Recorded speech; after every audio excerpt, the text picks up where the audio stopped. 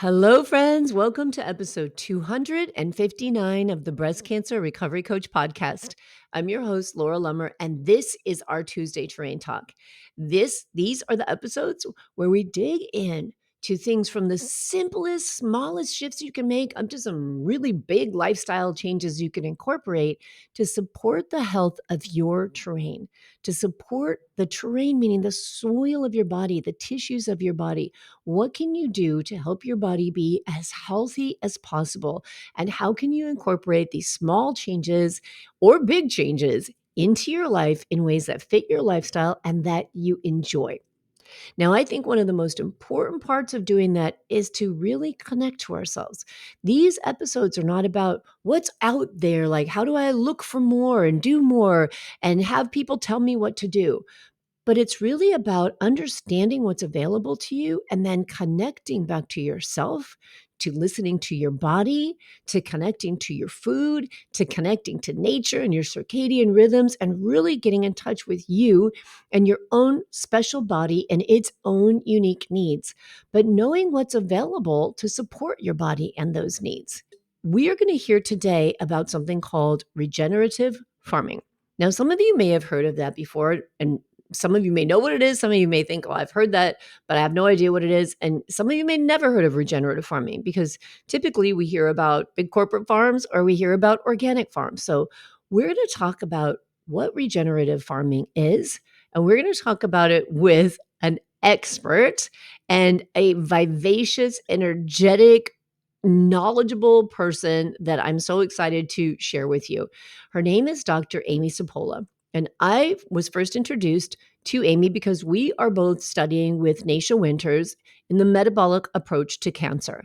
We are both studying to become terrain advocates under this philosophy and work with people in the metabolic approach to cancer. So Amy gave a presentation to a group of us on Farmer Jones Farm, where she is the Director of Farmacy with an F.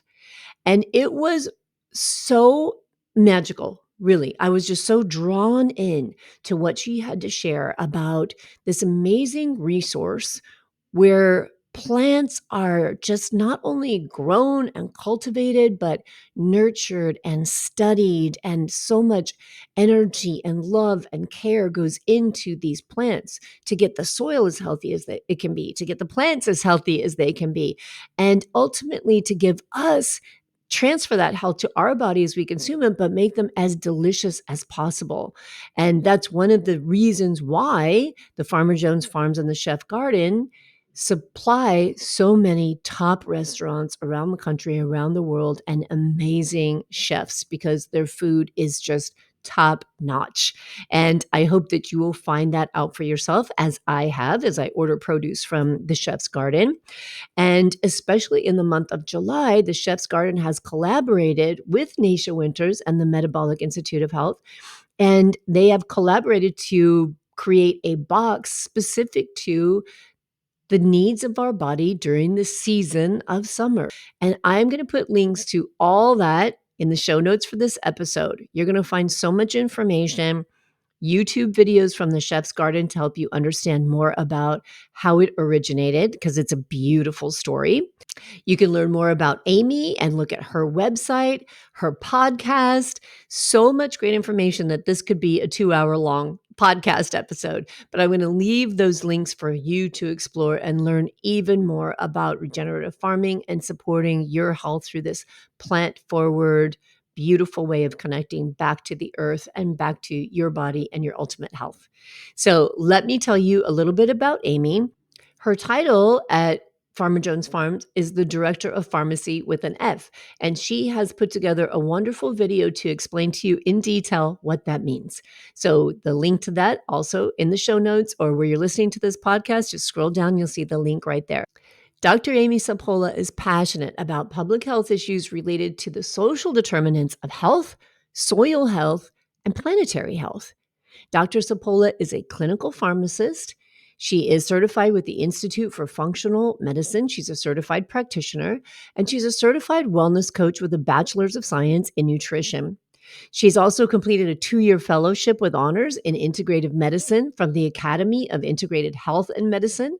She is a mother of 2 young children, an avid gardener, a passionate cook, a longtime yogi, and Amy has an integrated approach to health and wellness, both personally and professionally. And I know that's going to come through in our conversation, but please explore her website and the links to all of the videos because she creates these amazing recipes and she shares these recipes on the YouTube channel and on the Farmer Jones Farm website. Again, you'll have links to all of that in the show notes.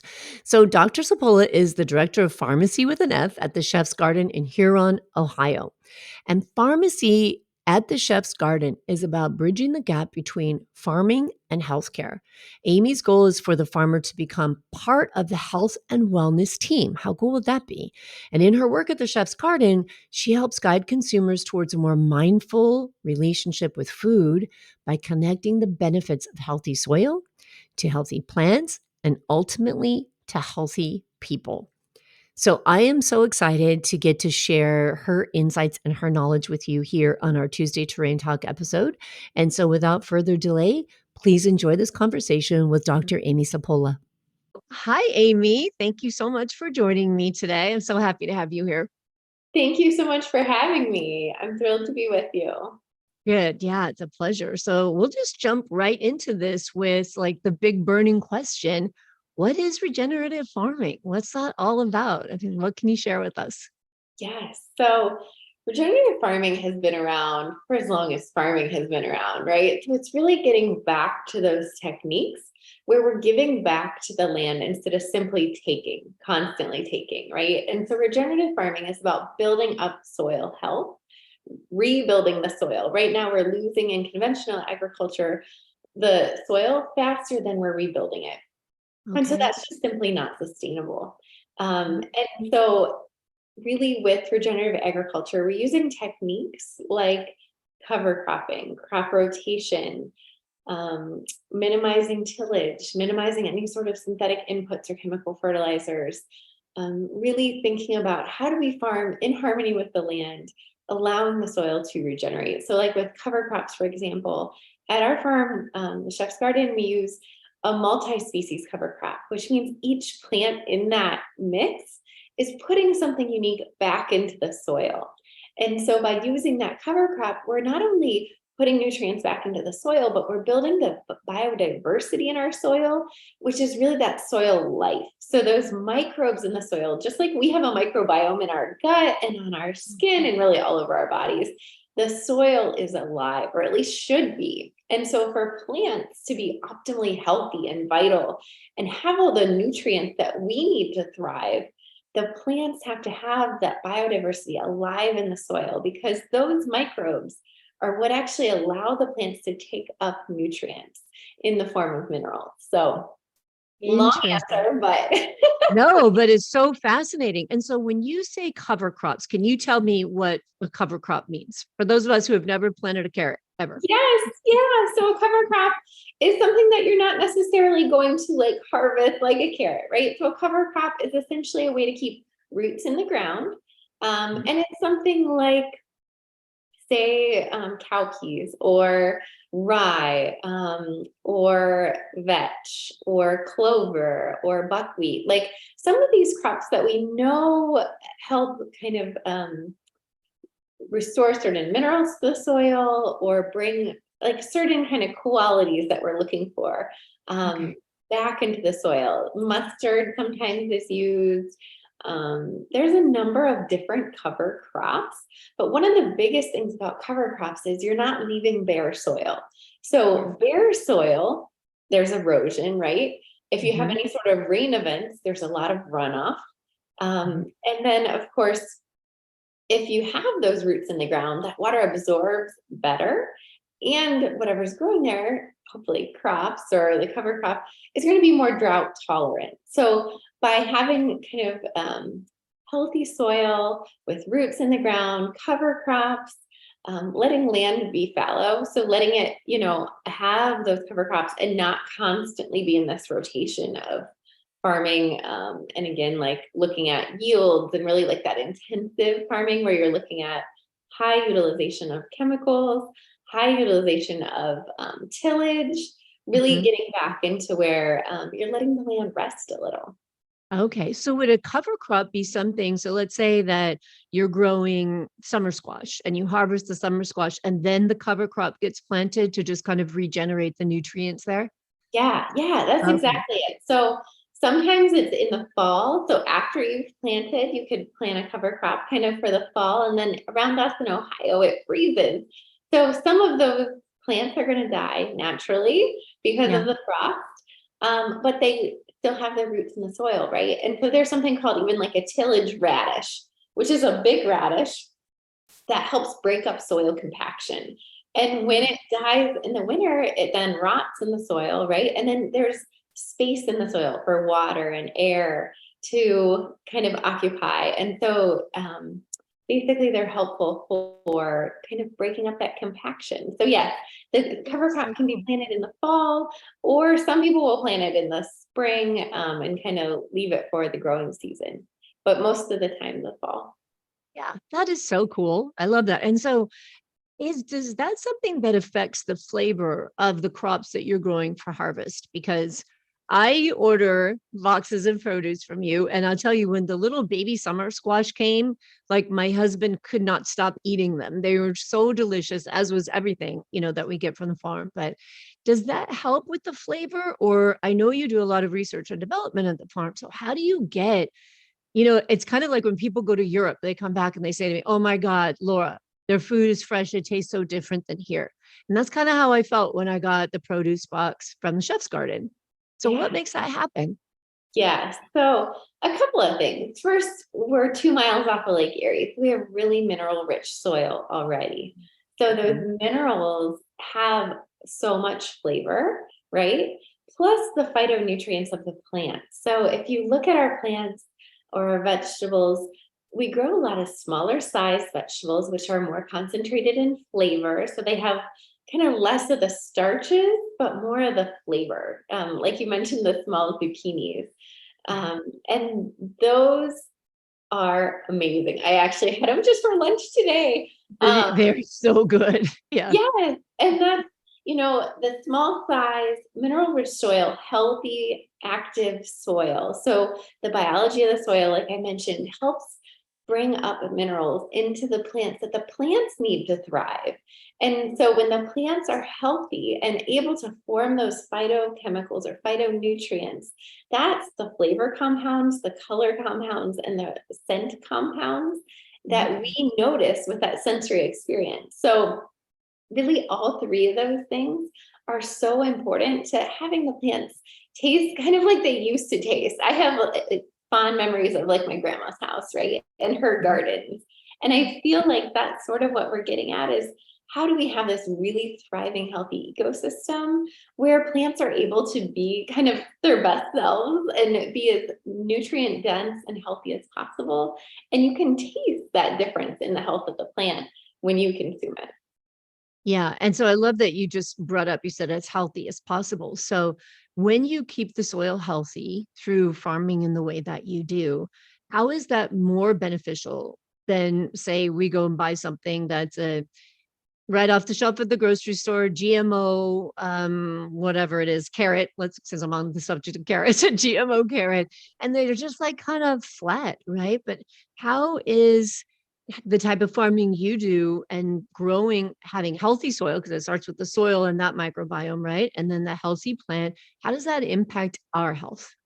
Yes. So I won't even go down the GMO rabbit hole, but I'll just say Okay. in That's general, another podcast. that's another podcast, but I would highly advise avoiding GMOs. And we have a totally non-GMO farm. We don't plant any GMO seed anywhere on the farm. We completely avoid it. As far as a healthier plant, one of the things that differentiates our vegetables from what you'll find in the grocery store is how they're harvested and shipped. So in the grocery store, often vegetables aren't picked at peak ripeness due to being transported long distances. So sometimes they're ripened then closer to reaching grocery store shelves with ethylene gas to help them ripen up before they get put on the shelf. Okay. But they have a long transportation time. They may also sit on the grocery store shelf for a little bit before you buy them. And then they may sit in your refrigerator for a little bit before you eat them. And Yeah. all of that time, you're losing some nutrients. And Mhm. so ideally, you want to pick vegetables at their peak ripeness and consume them soon after, right? Right. And so we harvest only to order. So when you place an order, we then harvest. We don't harvest ahead of time and like let it sit there for weeks on end. So we harvest and then we actually ship overnight to your doorstep. So there's no long transportation chain or, sitting on trucks. It's really harvested fresh and sent to your door. And taking out that kind of transportation time and picking at peak ripeness, you'll notice better flavor, but also better nutrient density. Mhm. Yeah, that is so cool. And I tell you, I love that. Like when mine comes right to the door and I'm just like, oh, it's so inspiring to have and open this fresh box of produce and it smells beautiful and it looks beautiful and yours comes with gorgeous recipe cards. And so you at the last box I got had this bok choy salad that was amazing. Yeah, And so it's so fun because I think a lot of people don't know how to cook vegetables, right? And they want to incorporate more vegetables, which they should, into their diet, but they're like, what do I do with this? yeah. How do I cook it? And do you just steam it until it's a soggy mess? Or, so I really appreciate that it comes with inspiration, as well as just the inspiration of getting that box itself. Yeah. Yes, and I would tell your listeners, check out our website, Farmer Jones Farm. We have a lot of free recipes on there. So under recipes on Farmer Jones Farm, you can find tons of vegetable forward recipes Yeah. for all seasons, all different taste preferences and dietary needs. We have a lot on there. We also have a build your own box by health condition. I think we're to 16 different health conditions on That there. is so cool. So And how do you decide? Like, if let's say, what type of, give me an example of a health condition I could pick for. so cancer prevention Okay. is one of them. And then I look at the current literature on cancer prevention and what vegetables have some research to support their utilization. In a lot of cases, vegetables we know are helpful for many health conditions, so it's not super hard to find good evidence. Yeah. But we try to see what has the best evidence, and then that's what we put on those pages. So there's So brain cool. health, hormone health, there's pregnancy, there's lactation, like postpartum. Um, What a there, great, you said pregnancy, what a great gift to give to someone who's pregnant, right? Say, oh, I yes, get to send you boxes of this produce. Oh my gosh. Yeah. exactly. And I think it's a really nice gift for like anybody, like, especially we have blood sugar balance as one of them, right? And so instead Mm. of giving people boxes of chocolate, why not give vegetables? It's such a nice gift. It's so thoughtful. And again, it Yeah. comes with recipes, so it's not as overwhelming as it could be, right? If you don't normally cook. But there's a lot of really inspiring things by when you get a box of vegetables and you don't necessarily know what everything is. Sometimes it's really fun to take the time and look it up and sample new things and try and experiment. And that can add a lot of creativity and fun and play into the meal. And then it's fun to just share with other people as well. I totally agree. And it forces me to kind of go outside my comfort zone, right? In the last box, I got this big bag of braising mix. And I was like, what the heck do I do with this? And I went on your website where I saw your lovely face and all of the recipes and everything that's going on. I was like, oh, okay, this is really cool. There's a lot of great stuff there. So, what would you tell people who I often hear this? So, I've had produce deliveries for years, and people will always say to me, oh, I want to pick my own. They're Yes. very concerned that it's not, they're like, is it rotten? Is it speckled? Like, what would you say to people who are worried about the quality that they're going to get? Yes. First of all, that's my mom. Okay. She is that person. But I think one of the things we really pride ourselves on is quality. And we have amazing customer service. We have dedicated customer service people, and we're sending the best of the best. We've sold to the best restaurants around the world for the last 35 years. And Wow. just in the last like 2.5 years since COVID, basically, we started selling the same vegetables that we're sending to the best restaurants around the world to home consumers. So the quality is super high, even though you can't pick your own unless you live in Ohio. We do have a farm stand in Huron, Ohio, but I what have you're a client in Ohio and she's just a couple miles from you. And she's like, you got to come out sometime and we're going to go pick there. We're going to go to the yes, chef's garden. I was like, oh, it sounds like a great field trip. yes, yes. But we really pride ourselves on sending the highest quality vegetables possible. Yeah. So what is the difference, Amy, between regenerative farming and organic farming? Yeah, that's such a good question. So, regenerative farming, basically, like I described, is farming in harmony with nature. It's trying to reduce synthetic inputs. It doesn't mean that it's organic, though. There is a differentiator there. And so, like Rodale Institute, for example, is a big proponent of regenerative organic agriculture.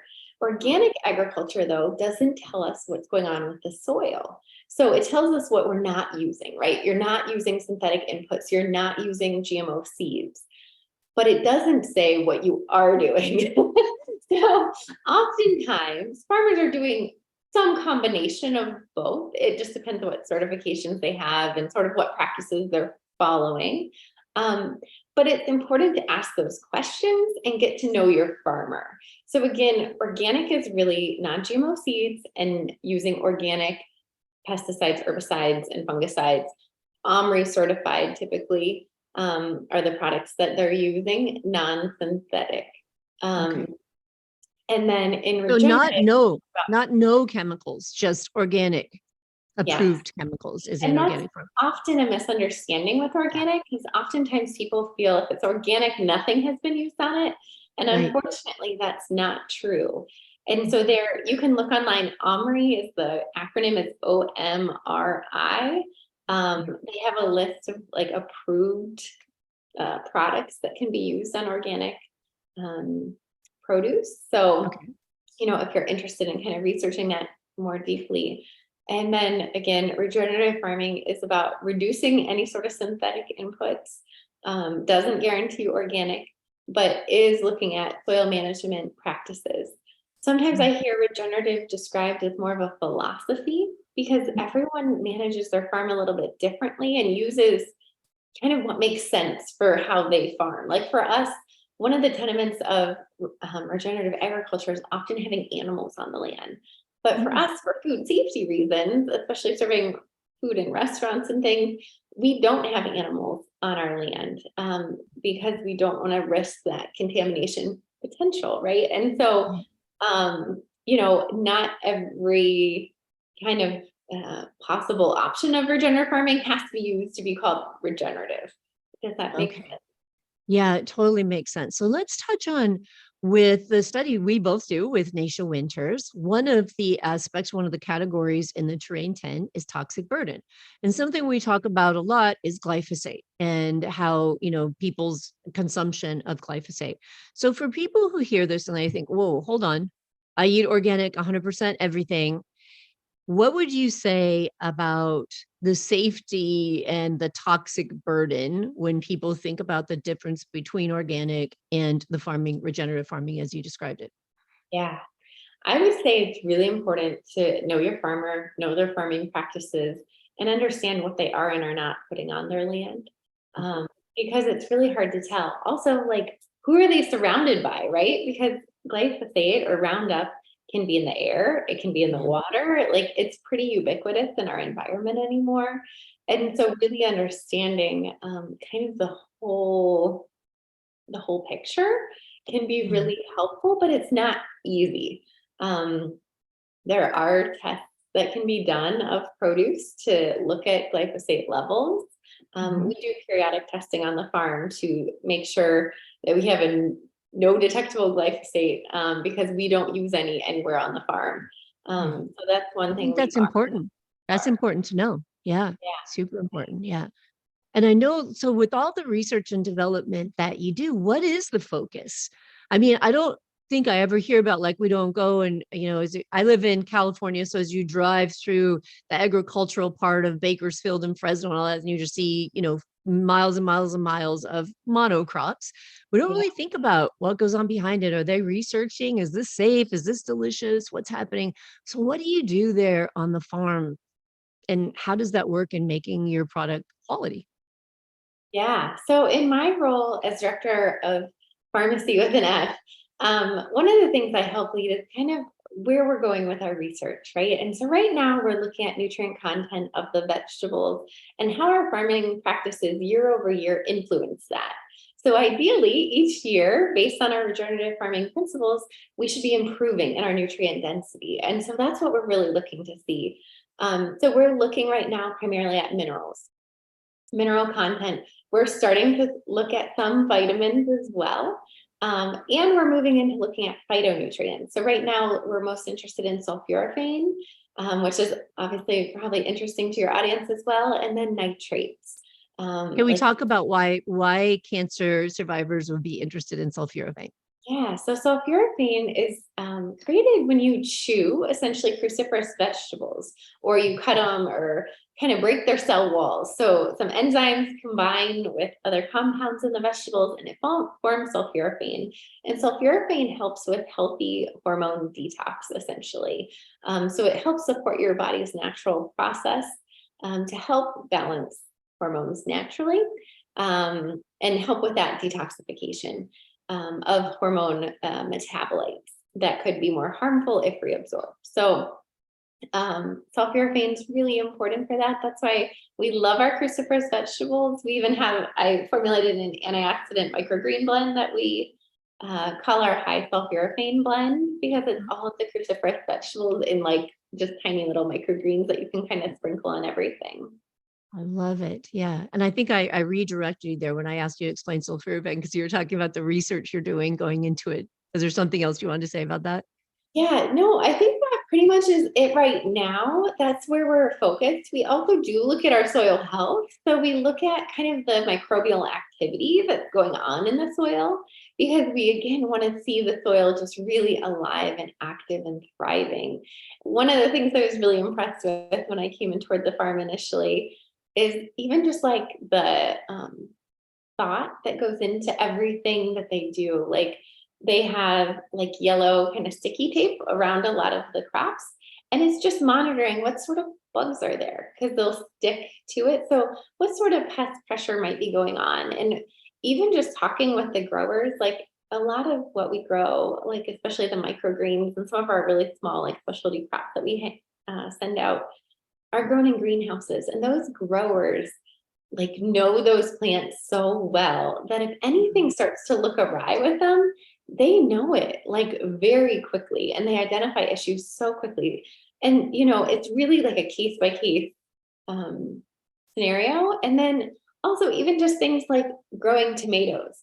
We don't plant all our tomatoes just in one spot. They plant tomatoes in small sections like around the farm, because if one crop gets a disease or has something wrong, it doesn't influence all the other ones planted in the other areas. And so I'm continually impressed with the thought that goes into like planning, and trying to prevent disease and pest pressure more naturally. Yeah, pest pressure. Like I would have never thought about that. That's fascinating. Yeah. Yeah. Everything that goes into it. So I get sometimes people ask this question, especially when I talk with them about increasing their vegetable intake. And we know how in the world of social media, people like to take specific elements and then demonize them as much as possible, right? Rather than talk about overall benefits of things. So can you speak a little bit to oxalates? Because I do hear from people often, oh, if I eat more of that, then I have to worry about things like oxalates and kidney stones and that type of problem. What Yeah. what would you say about that? Yes. So I typically say it depends, right? If you are prone to kidney stones and you've been advised to avoid oxalates, by all means, that probably makes sense. But also looking at the underlying cause, like why do you have high oxalate levels? Why aren't you clearing it? Are there other things you could be doing in the diet or in your lifestyle that may be helpful as well, right? Because Mhm. vegetables that contain oxalates also contain a lot of vitamins, minerals, fiber, phytonutrients. Like there's a lot of benefits there. So to just like blanket avoid them, especially if you don't have troubles with kidney stones, doesn't make a ton of sense. if you do, then it's looking at the other lifestyle things so that maybe you can have some, or maybe you can prepare them in a certain way that minimizes the oxalates so that you can better tolerate them. I love that. Yeah, I think I think that we just again get conditioned to look at tunnel visioned, right? To look at one thing and one problem it might cause rather than taking in everything. Now, do you grow fruit at all on the farm? Yeah, Is it that's a all good question. So we have tomatoes, and then we That's true, yeah, to me, I yeah, think of it as vegetable, but it is a fruit, right? yeah, Yeah. but we do grow strawberries, and right now it's strawberry season, and they are beautiful and abundant, and I just want to eat everything with strawberries. But that's really our main fruit.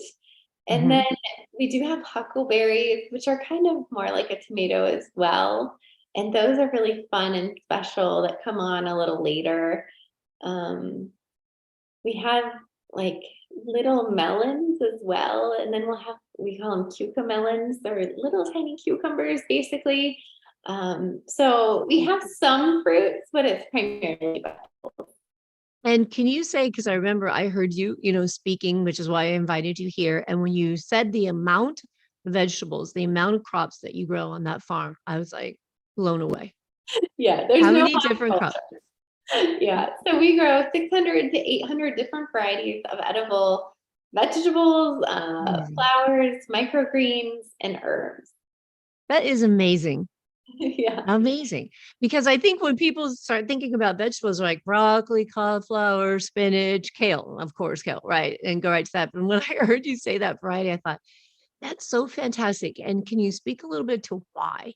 Like, what's the importance of having this variety of herbs and vegetables and all of these different plants in our diet? Yes. Oh my gosh, I love that question. So really diversity is key. Just like diversity in our microbiome is so important, diversity in our diet is tremendously important. So again, eating the rainbow, getting as many different colors of phytonutrients as you can is so important. And also eating seasonally. So thinking about kind of the wisdom of nature and how, for example, in the spring greens are really abundant. That helps us kind of with our digestive system, with our liver, right? In the summer, cooling foods, more like tomatoes and cucumbers and foods that are like higher in moisture. In the fall, we think of root vegetables and like squashes, which are high in beta carotene, which becomes vitamin A and helps support the immune system. So that diversity and seasonal eating is so important to helping support health all year round. Yes, I love it. I love that you touched on seasonal eating because, right, our body and our own circadian rhythms are in sync with the earth, whether we remember that or realize it or not, it just is. And so I love how you describe that eating with the seasons. And also, I think because of our climate controlled environments that we live in, we just eat as if it was winter, like, all year round, right? These big heavy meals and heavy foods. Whereas if we stop and think, if we didn't have air conditioning and it's 85, 90 degrees out, you're not gonna be sitting down to a big old steak and a baked potato. You're gonna want a strawberry, right? You're like, "I'll just take the strawberry smoothie. That's good." Yes. Yeah. Exactly. I think there's a lot of wisdom to Ayurveda and kind of that seasonal eating and eating kind of in tune with nature. And it helps you just get it in more diversity too, because it's very easy to get into the rut of like, this is what I have every day for lunch, and this is what I have every day for dinner type of thing. Or I meal prep, which is great and very convenient. But if you're always meal prepping the same thing week after week, you're not getting in that diversity. That's really, really important. Yeah, so important. And I think too, because of our own microbiome, our own gut health, and more and more as we discover, as science and clinical studies see the amazing benefits of having a diverse microbiome in our gut. We have to think about that, right? As we're rotating the foods that we eat. So we're feeding different bacteria in our gut. It's like we have all these little pets in there. Yes, and recently I saw a statistic that our own biome diversity is about 10% that of the soil. And that's mostly because of our more urban living environments and more like sanitation. And so really honestly, getting out in nature, getting your hands in the soil, eating vegetables grown in healthy soil helps Mm. support your own microbial diversity. Yeah, so you gotta have people come and help garden out there and pull weeds and stuff. Exactly. Yes, get your hands dirty. I always say Yeah. I never wear gardening gloves, and I don't like to paint my nails either, but I painted my nails because they were so bad. Because I like to have my hands in the soil and actually touch the soil. Yeah, and honestly, I think there's something so beautiful about that because where I live now is a condo, so I have potted plants. But Mhm. it's weird, like sometimes I just want to like repot the plant or plant something new, right? And I agree with you. Like I want to have my hands in the soil, even though I do paint my nails, I'll go get them repainted, but I want to feel that. And the same with cooking. There's something I love so much about getting a big, beautiful box of fresh produce, and I even just love washing them and prepping them and just the smell of them and the colors of them and cooking them, Yeah. right? It's really part of that whole Ayurvedic way of eating is Mhm. when you pick up this vegetable to consider like how did this come to be here in your hand and how's it going to become a part of your body and who's touched it and where did it come from? Like it's so beautiful to think about it coming from a place like a garden where it's been cared for, like your farm, from the very planting of the seed, even before the seed, right? When you're thinking about the soil that that seed is going to go in.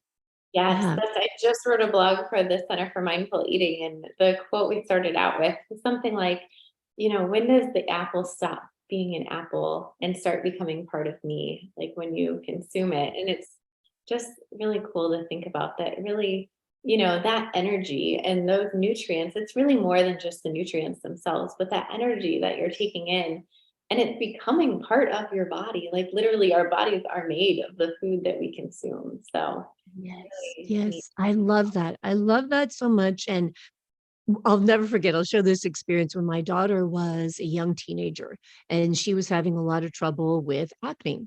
And I took her, she was at the doctor for something. I don't even remember what it was. And she said something about her skin. And the doctor's like, well, if you want, I can write you a prescription for it. And I said, well, why don't we first start with when she goes out with her friends, don't eat the pizza or drink the soda because it's not something that she has when she's at home. And I'll never forget. And he turns to me and goes, oh, that's ridiculous. It makes no difference what somebody eats. That's not going to affect their skin. And I thought, we need to find a new doctor. How could you say that the food you put into your body isn't going to affect your body?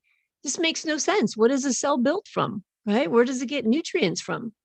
That's like saying anything you put in the soil will have no effect on the plant. I mean, it doesn't even make sense. I just had that with my daughter. She was having really bad asthma and coughing for like hours on end.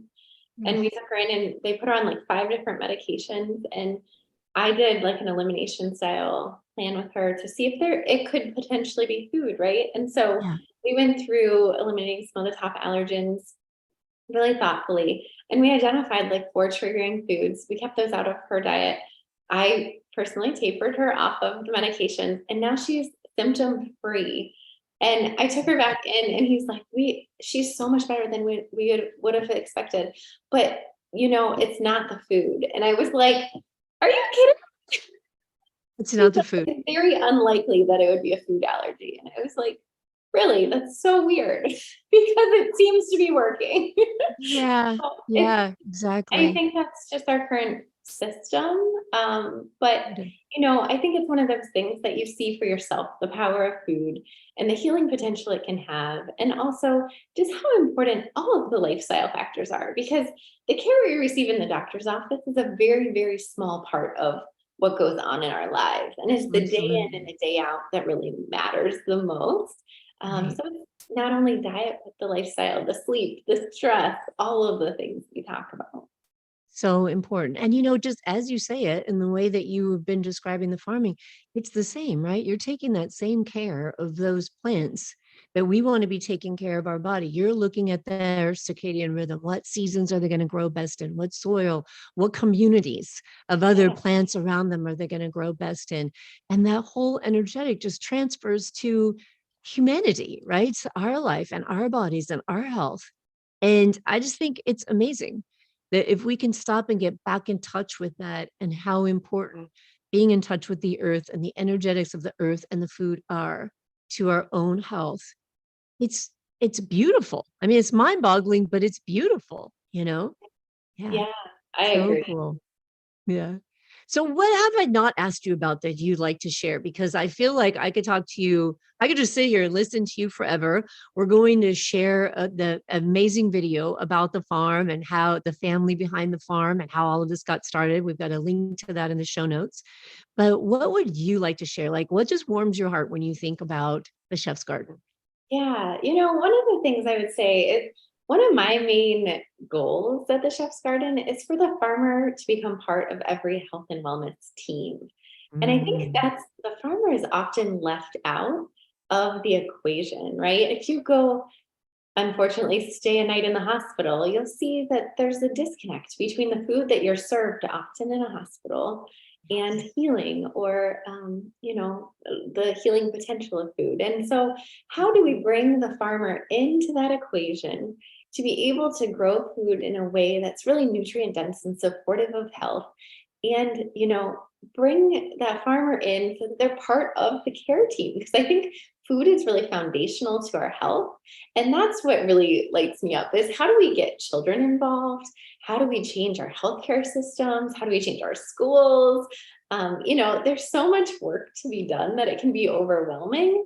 But I think just simply starting the conversations, it's been really fun in my role. One of the things I do is reach out to various health systems. I've been working with some schools. And how do we really just start to implement small little changes that often begin to snowball as people just experience the change, or just a little bit of like a little like try this. And yeah. you try one thing, you experiment, and then you're like, oh, actually that's great, how about this? So just starting with one small change can really make a difference. I love that. And now you inspired more questions because you touched Yeah. on children. And Yeah. a lot of times someone will get a diagnosis of cancer. They'll start to reevaluate many things in their life, diet, especially food, and begin to implement dietary changes for themselves, but not their family. And Yeah. then they'll say, oh, my kids don't like it, or I don't want to battle the kids. But essentially, if we don't teach our children how to nourish and support their bodies and their body's ability to work optimally, then at some point they may end up where we are as adults trying to figure out how to eat.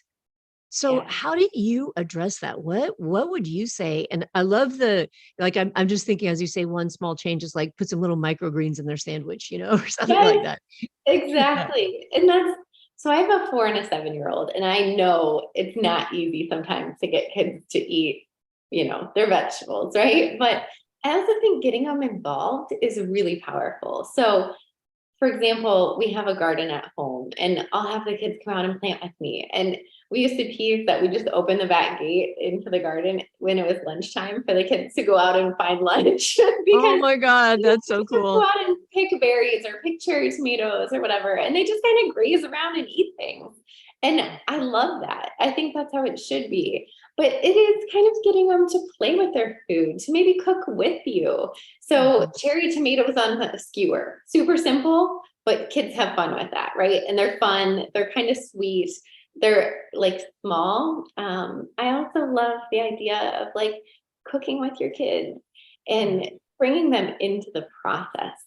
Also at schools, like school gardens, I think can be really amazing. They're challenging. Every school system my kids have been in, I've helped start the garden at, and I'm not going to say it's the easiest thing in the world, but I think it's really important for kids to learn from a young age where their food comes from, to have that connection, to have the sensory taste experience with fresh vegetables, and to have a hand in growing it.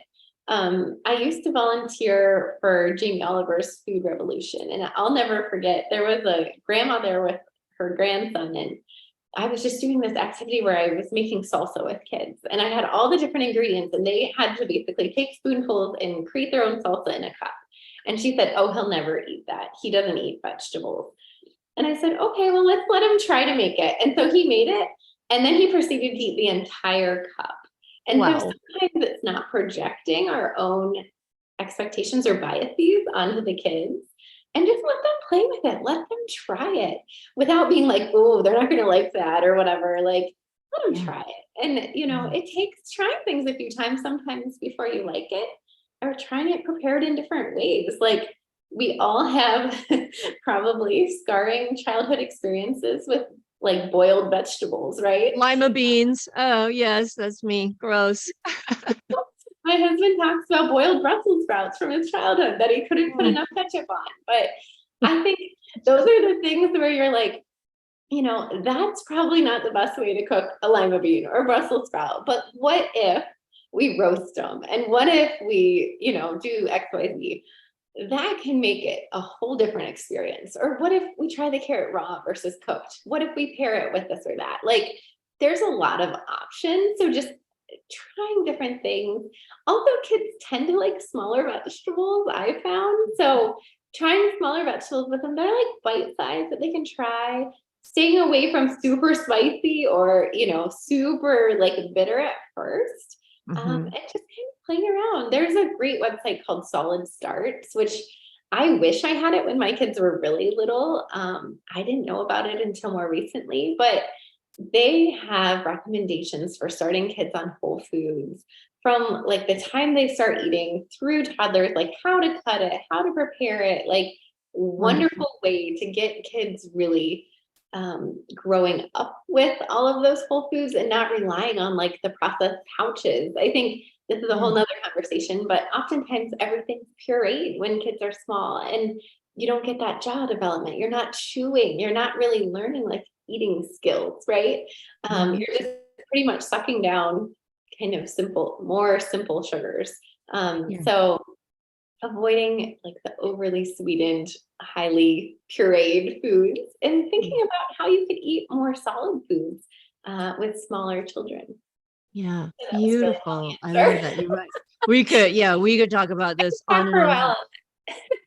And I think too, because, we hear now that, this generation of kids will be the first generation who will not outlive their parents due to their health, due to lifestyle, not infectious diseases, but lifestyle. And so we have to become aware that we can change the direction of that. It's not too late.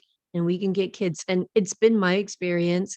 I have 4 adult children, but through raising my kids and all the children around me, that yeah, when they see or they have the experience of helping to plant something, even if you live in an apartment and it's in a pot and plant a tomato plant, that they really do because they've been engaged in the process, whether it's cooking or planting, that they're more receptive. And we as cancer survivors, we don't want to see the people we love go through it. And not that anything is 100% guarantee, but if we could teach them from a very early age to take care of themselves in ways that many of us are just learning now, how much better chance will they have? We can change the tide a little bit from what we're seeing happening now.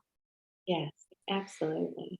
I love it. And so I want you to be able to share your podcast and what people can continue to learn from you about better ways to nourish themselves. And so talk to us a little bit about that. Yeah. So I host the Farming for Health podcast. You can find it on every podcast platform. And you can also find my writing on farmerjonesfarm.com under blogs. And you can find our pharmacy Build Your Own Box feature there based on health conditions under pharmacy and Build Your Own Box. I love it. And I'm going to put links to everything in the show notes also, along with the link to the video that you're going to share. And I'm just so honored to have you here. This is such a great conversation. And I think such an important, critical conversation to help, as I work with all breast cancer survivors, and I am a breast cancer survivor. And I just think that over the years that I've been managing cancer and supporting my body's ability to heal, one of the most important things is just getting in touch with that energy of what our body actually, like really learning to love our body and nourish it and feed it from a place of love, like heart-centered eating, and realizing that that is not deprivation, that eating 9 to 12 cups of beautiful, fresh foods, fresh grown vegetables in a day is anything but deprivation. And it is a treat and it is a pleasure as well. And so learning to get back in touch with with nature, with the nature of our foods and the nature of our body is just something that is absolutely foundational to our health and to our healing. So thank you so much for sharing your expertise here. Yes, thank you so much. I hope you got as much out of that as I did. And I hope that you go through the links that are in the show notes for this podcast and learn more about Amy. Explore the recipes that she's created for you. Learn more about the chef's garden and try some of this amazing produce. And I encourage you to do that. I should say, I'm not making any money off of this. I'm not getting a kickback from the chef's garden or from Farmer Jones Farm. I just think that this is a valuable, incredibly valuable resource for all of us. And because I eat the vegetables and the produce from the chef's garden, and I know how delicious they are and how much I enjoy the recipes, I think that this is just a tremendous tool for you to have and explore. And it's a fun way to learn how to have a more plant forward diet, which all of us can benefit from. So explore all of those links, enjoy yourself, and come and tell me what you think. And if you try one of the Chef's Gardens boxes, I'd love to hear about it. You can find me on Instagram as the Breast Cancer Recovery Coach. Facebook, Laura Lummer, the Breast Cancer Recovery Coach. And you can even join my free Facebook group, the Breast Cancer Recovery Group, where we have these kinds of discussions and support each other in everything we can do to create lives that are better than before breast cancer. And then there's the ultimate way to help share your insights and allow me to share more of my insights with you. And that's joining me in the Better Than Before Breast Cancer Life Coaching Membership. You can find all the details about that on my website, thebreastcancerrecoverycoach.com/life coaching, or just go to coaching and programs. All right, enjoy yourself, explore some of these links. I cannot wait to hear back from you, and I'll talk to you again soon.